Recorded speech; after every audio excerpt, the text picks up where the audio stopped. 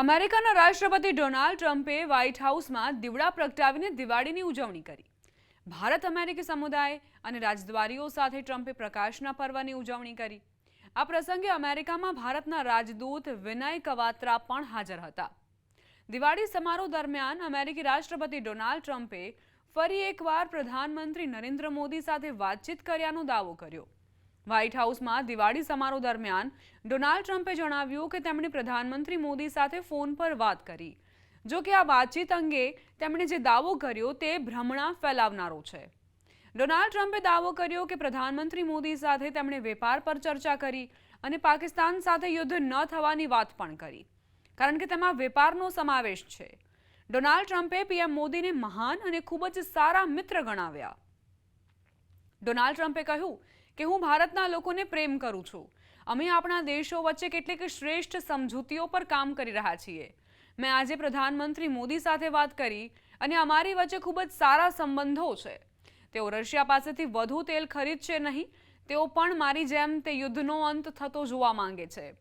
તેઓ રશિયા અને યુક્રેન વચ્ચેનું યુદ્ધ ખતમ થતું જોવા માંગે છે। તેઓ ખૂબ વધારે તેલ ખરીદવાના નથી, તેથી તેમણે તેમાં ઘણી કાપમૂક કરી છે અને તેઓ સતત તેમાં કાપ મૂકી રહ્યા છે।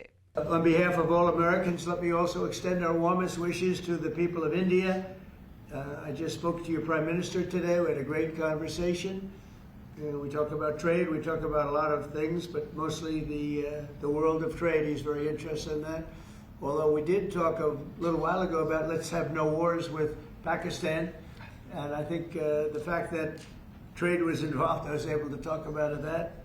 And we have no war with Pakistan and India, and that was a very, very good thing. But he's a great person, and he's become a great friend of mine over the years. In a few moments, we'll light the diya as a symbol of faith in the victory of light over darkness. It's a beautiful term, light over darkness. That's what it's all about.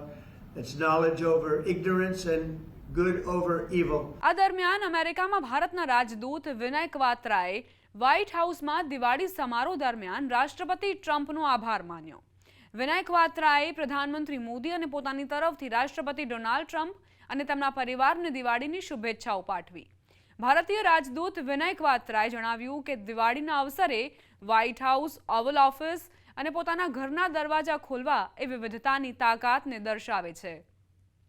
તેમણે કહ્યું કે દિવાળીનો પ્રકાશ અમેરિકાની સફળતા અને Bharat America ભાગીદારીને વધુ મજબૂત કરશે। આ દરમિયાન ભારતીય સમુદાયના ઘણા લોકો હાજર હતા।